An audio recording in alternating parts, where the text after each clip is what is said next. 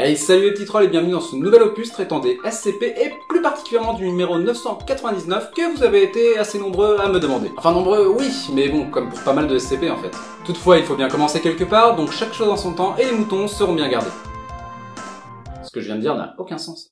SCP-999 de classe safe, précisons-le tout de suite, est une grosse masse boueuse, translucide et gélatineuse de couleur orange et ne pesant pas moins de 54 kg. Ouais bon, c'est gros tas de mort, mais version kawaii quoi. D'un caractère jovial, l'objet a la permission de se promener librement sur le site de la Fondation s'il le désire. Du moins en pleine journée. En effet, ce dernier n'est en aucun cas autorisé à sortir de sa salle de confinement de nuit ou bien encore hors du site. Devant l'inoffensivité de la créature, tout personnel, sans restriction d'aucune, est autorisé à pénétrer à l'intérieur de sa cellule. Toutefois, tant qu'ils ne sont pas affectés à d'autres tâches.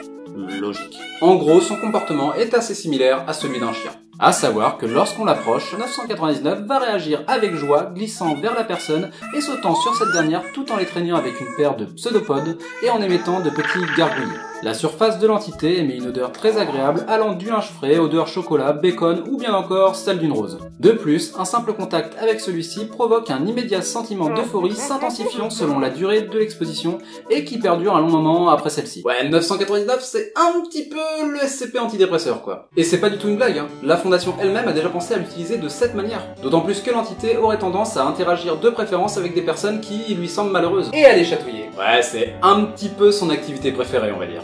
Bon après il est un petit peu taquin puisque si généralement il s'arrête quand on lui demande, de temps en temps il en fait un petit peu casse sa tête. Mais rien de méchant de sa part bien sûr, c'est plus pour jouer qu'autre chose. Mais si l'objet présente un intérêt particulier pour l'homme, il n'en est pas moins bienveillant envers toute autre espèce animale. Et refuse d'ailleurs toute alimentation à base de viande, ne se nourrissant que de bonbons et friandises style M&M's, Chocobén, etc., etc. Et là, tu commences à te dire « Mais putain, bordel de merde, Fozzy, mais il est génial ce SCP !» Tout à fait, Billy, tout à fait. Mais c'est pas fini. Oh no. Car en plus de tout ça, l'entité fera absolument tout pour te sauver la vie, quitte à mettre la sienne en danger.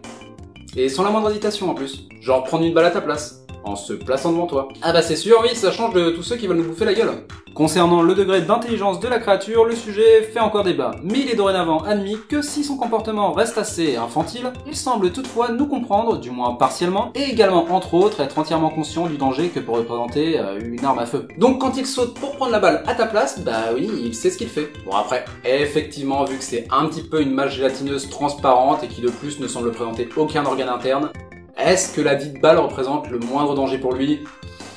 Ouais, non, pas sûr. Mais pas sûr non plus que lui soit au courant. Du moins, les premières fois qu'il l'a fait. Et même, peu importe, 999, c'est clairement le style de SCP qui retournera inlassablement dans un bâtiment en feu jusqu'à ce que tout le monde soit sorti sain et sauf. Pour finir, à savoir que la Fondation a déjà tenté d'utiliser l'entité dans l'espoir d'atténuer les tendances meurtrières d'un autre SCP, le bien nommé 682. Que je n'ai certes pas encore présenté sur la chaîne, mais que beaucoup d'entre vous doivent déjà connaître. Et si ce n'est pas le cas, dites-toi juste que celui-ci, il se nourrit pas de M&M's. Et qu'il est tellement dangereux et incontrôlable qu'il s'agit là d'une des rares entités que la Fondation a décidé de détruire purement et simplement. Sauf que jusqu'à maintenant ils y sont jamais arrivés. C'est que le truc il est juste un petit peu indestructible. Mais bon bref, on y reviendra dans une autre vidéo.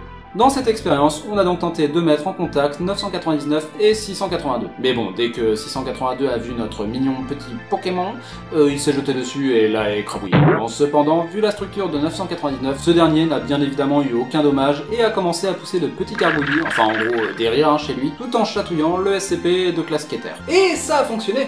Le gros méchant pas beau a commencé à se marrer, à répéter le mot heureux, oui parce que lui par contre il sait parler, et a fini par s'endormir comme un gros bébé. Mais cependant, 15 minutes après, alors que 2 classes D furent envoyées dans la salle pour récupérer 999, 682 s'est réveillé d'un coup et a lâché une énorme vague énergétique de son corps tout en rigolant comme un gros débile. Et toutes les personnes ayant été touchées par l'onde entrèrent alors dans une crise invalidante de rire, ce qui permit à SCP-682 de s'échapper et de tout massacrer sur son passage. Pendant ce temps, 999 lui sauva rapidement autant de personnes que possible en les déposant à un endroit sûr, leur permettant de se remettre de leur crise de rire. Et malgré l'incident, l'entité translucide a exprimé son désir de rejouer avec 682. Enfin bon, si on peut appeler ça jouer. Mais bon, devant l'échec du premier essai, la Fondation a préféré en rester là. Tu m'étonnes. Et de plus, 682, lui, ne semblait pas vraiment chaud à cette idée. Voire pas du tout. Du tout. Bref, sur ce les petits trolls, j'espère que cette vidéo vous a plu, et comme d'hab, n'hésitez pas à partager si vous voulez donner un petit coup de pouce à la chaîne, et pour ceux qui le veulent, j'ai mis aussi mon Twitter en description. Voilà. Allez, à bientôt.